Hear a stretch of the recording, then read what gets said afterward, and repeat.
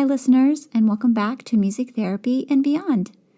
Today, we're going to share some clinical inspiration love as our Valentine's Day gift to you. Holidays provide a great opportunity for fun session plan themes. However, sometimes this is not appropriate for our clients. So today, we're going to share some clinical inspiration love and share ideas not only for Valentine's themed interventions, but also ideas for more covertly themed sessions and how to work around the holidays. Let's get to it.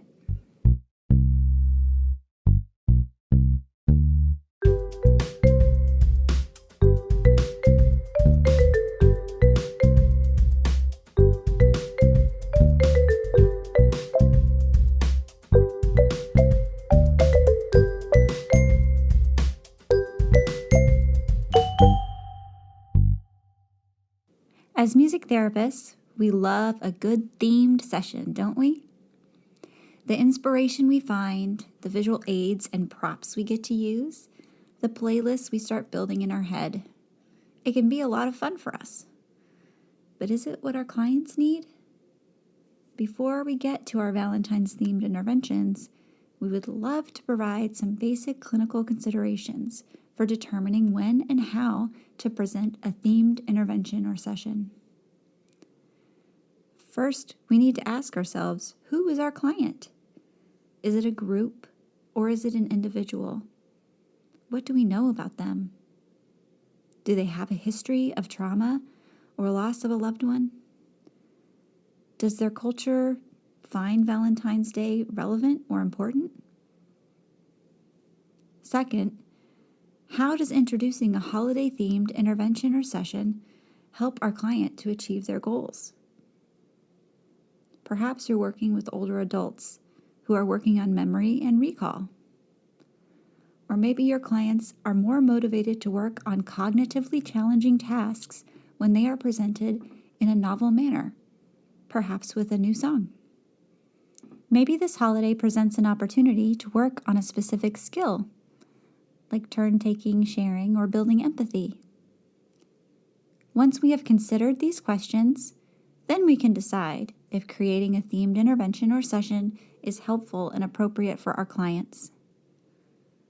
Though it may feel like we are ignoring or even avoiding the holiday, we are truly just keeping our clients' goals in the forefront of our mind. We will talk more about this later. All right, so you have decided that a Valentine's or maybe a love and friendship theme is just right. Where do you start? While there are a multitude of songs about love and friendship that could easily be incorporated, we're going to focus today on other ways to incorporate a theme. You can head to our show notes and check out our Valentine's Day playlist for song ideas for your next session. First, books.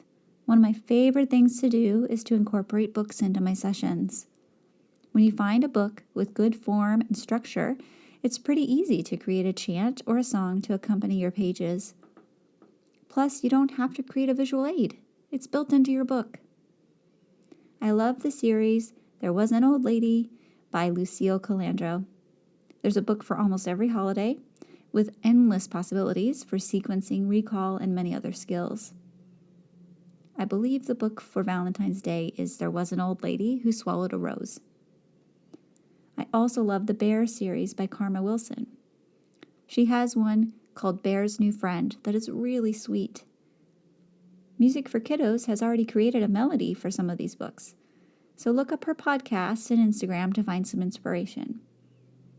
Finally, there are lots of books written to accompany famous love and friendship songs. For example, there's a board book to accompany the song, What the World Needs Now is Love, Sweet Love by Burt Bacharach. And there are many, many more. All you need to do is hit up the Google machine. Next, let's talk about arts and crafts. Whenever there's an opportunity to include a multisensory approach, I'm all in. Simple art activities can help to reinforce the message we're trying to convey. Plus, they provide a tangible product of our music therapy process. Here are a few simple craft ideas to consider. Paper chain links. We all loved making paper chains as children. And it's such an easy and fast craft that can also serve as decor for your music room or clinic during the holiday. Each part of the chain could maybe represent a friend or a loved one, or perhaps it could be a list of qualities that we want in a friend. There are endless possibilities here. Another idea is watercolor hearts. Take a simple canvas and draw some hearts with a Sharpie, and then have your clients fill in the hearts with watercolors. You could perhaps choose some really simple instrumental music in the background and turn this into a mindfulness moment. Another idea for hearts, you could fill in a heart shape with colors representing different emotions to show how much your heart feels all at one time. Again, this one has lots of room for adaptations and extensions. You could also take tidbits of lyrics from famous love songs and facilitate a discussion. Is there someone in your life that you want to tell how you feel about them? It could be a friend or someone that you have a crush on or someone you're already in relationship with. But you could put these song lyrics onto a simple Valentine like a paper heart, and it can be a really simple way for the person to convey how they feel about someone. We can also emphasize why it's important to tell people how we feel. Or perhaps you're working with a group. You could collect everyone's chosen song lyrics and create a new song. It could be a really fun Valentine's Day mashup. We're not going to get into lyric discussion today, but don't forget about our playlists with songs to help you get inspired for your February sessions. There are so many options here. We will have everything from romantic love to friendship, self-love, and kindness songs included. Go to the show notes to find some inspiration and resources from today's episode. Now let's talk about what to do when themed sessions may not be the right choice for your client, and how we can inspire a similar sentiment without all of the triggering language. I've worked in a lot of settings over the years, and in psychiatric care in particular, I've observed theme sessions to be a riskier choice for clients. For one thing, these clients are typically in a more acute state, and any emotionally charged topic can be difficult to navigate, particularly within a group setting. We have to remember to stay within our scope as music therapists, and we know that music can often open up big emotions and memories that we cannot always process in a group. It's nearly impossible to know every kind of loss our clients have experienced. For example, the shooting at Marjory Stoneman Douglas High School happened on Valentine's Day. For those students, Valentine's Day may always be a triggering holiday. For an older adult, it might be difficult to think of their spouse or loved one who has passed away. For a teen in foster care, it might be excruciating to think about who they love, as that person may no longer be in their life. In these situations, we also can consider how much rapport and trust we've built with our clients, and whether or not our relationship and our session work has provided enough safety and structure to dig into these topics.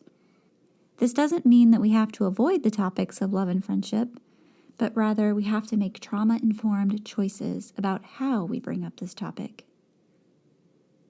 A topic that is almost always helpful for clients and less triggering than Valentine's Day and romantic love is self-love. We can use song selections that encourage kindness to ourselves and facilitate discussions around how to show ourselves love in a season when romantic love is so heavily emphasized. Meghan Trainor has a fun song called I Love Me that could be a great springboard for this kind of conversation. Another way to address the potential triggers around this time is to directly address the bereavement of our clients. The book The Invisible String provides a beautiful visual to remind us of our connection to others, and especially to people we've lost. Taylor Swift's song, The Invisible String, can be easily rewritten to address the concepts in the book and to reinforce the theme. Additionally, you could take some fishing line and connect two paper hearts together to provide a visual reinforcement of the concept while reading the book. Alyssa will be sharing more on this topic in another episode. Okay, just one more idea. I also love the idea of using the song Cold Water by Major Lazer and Justin Bieber as a springboard for identifying our support systems and what it means to be a true friend. I hope this gives you some session inspiration. When in doubt, go back to your client, their goals, and their history. You have the tools and knowledge to find what's right for your clients. And if you still feel unsure, reach out for supervision. Our music therapy community loves to share ideas with one another. We want to support each other's work because we know that it's important to put our clients first. Thank you for joining us today. We hope that as you plan the rest of the month, you find these ideas to be helpful and inspiring. Next week, Alyssa will share some self-love inspiration for wellness and close out the month with other love song ideas that you can use all year long. We'll see you there. For show notes and resources in today's episode and all episodes, head to our website, musictherapyandbeyond.com. Reach out to us at musictherapyandbeyond@gmail.com and follow us on social media to stay up to date on all the content and announcements. We'll see you next time.